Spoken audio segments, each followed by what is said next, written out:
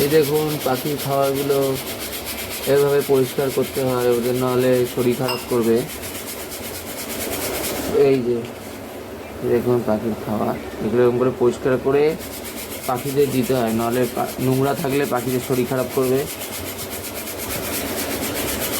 এইভাবে পরিষ্কার করতে হবে। আরও আছে দেখুন, ফটো থেকে নিয়ে করছি। গুড মর্নিং বন্ধুরা, দেখুন প্রত্যেক দিনের মতো যেরকম জল খাবার চেঞ্জ করে দিলাম। এই চুনিয়া মুনিয়া এখন গুড মর্নিং বলে দাও। মুনিয়া চুনিয়া, এই যে চুনিয়া মুনিয়া, এই যে দুজনে এখন ওরা খেলা করছে, ওদের সকাল হয়েছে। আর আমি আমার পাখির খাবারও আগে পরিষ্কার করলাম।